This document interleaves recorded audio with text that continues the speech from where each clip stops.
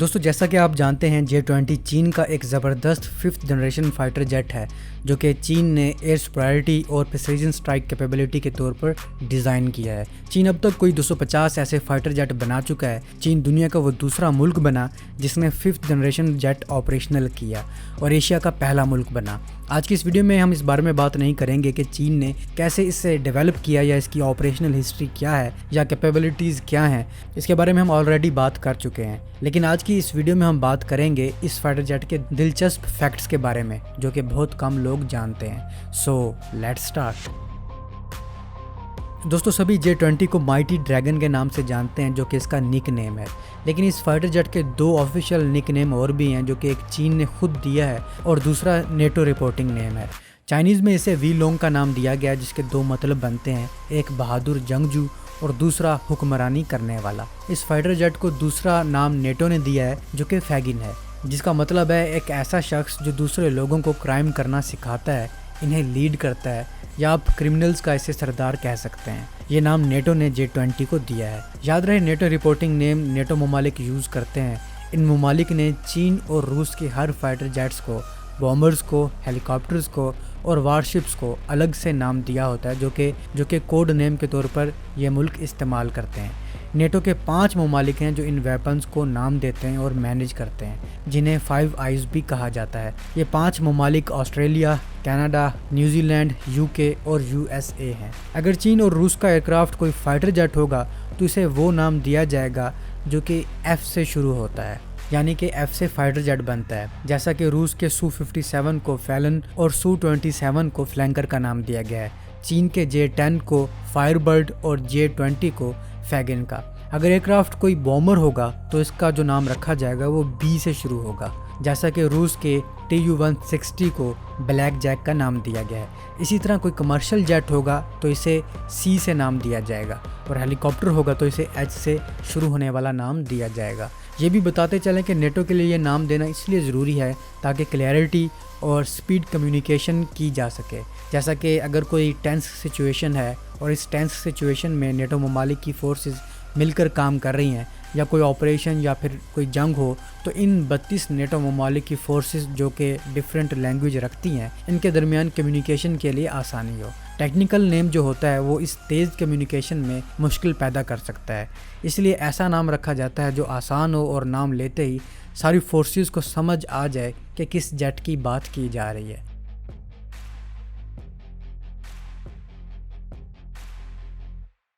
दोस्तों क्या आप जानते हैं कि चीन ने J-20 के 3 वेरिएंट्स बनाए हैं और तीनों वेरिएंट्स ऑपरेशनल हैं। एक J-20A है जो कि इनिशियल प्रोडक्शन मॉडल है, जो कि सबसे आम मॉडल है। दूसरा J-20B है जो कि थ्रस्ट वेक्टोरिंग मॉडल है। थ्रस्ट वेक्टोरिंग को TVC भी कहते हैं, यानी थ्रस्ट वेक्टर कंट्रोल।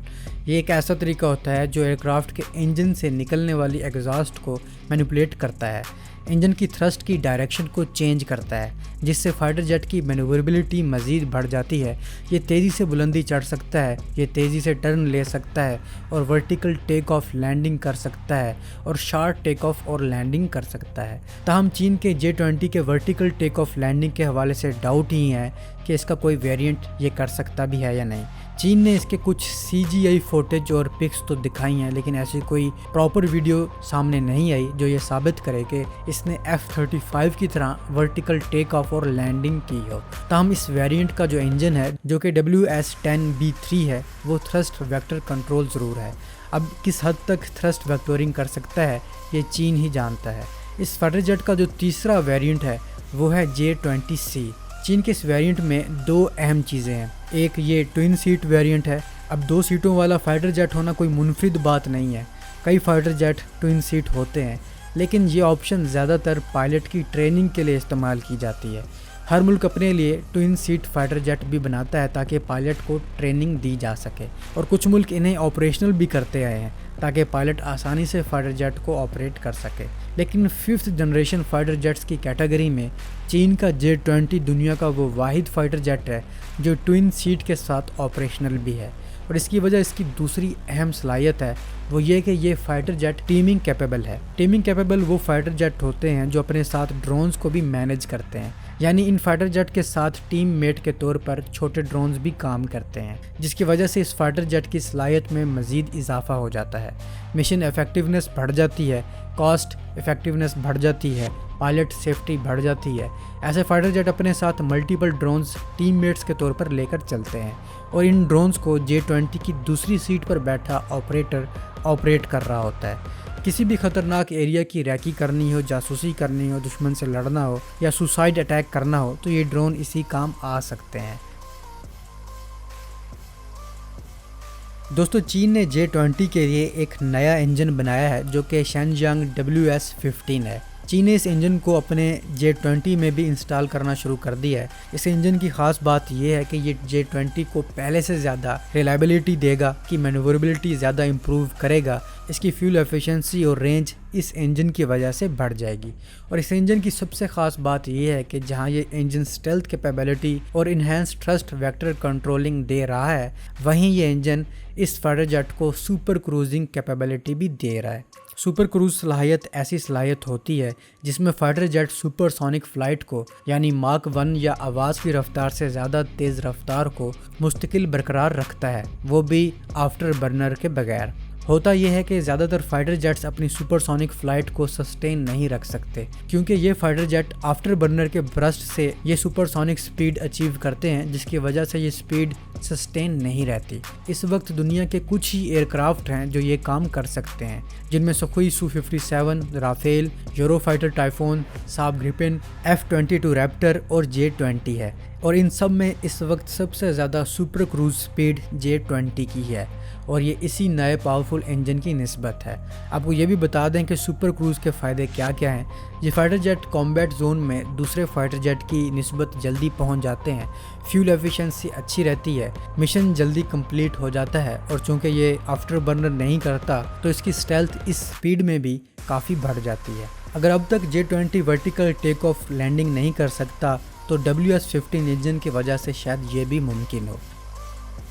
दोस्तों, ये दुनिया का वाहिद 5th जनरेशन फाइटर जेट है जिसमें कैनार्ड विंग्स हैं। कैनार्ड विंग्स वो होते हैं जो फाइटर जेट के मेन विंग्स के अलावा फ्रंट पर छोटे विंग्स होते हैं।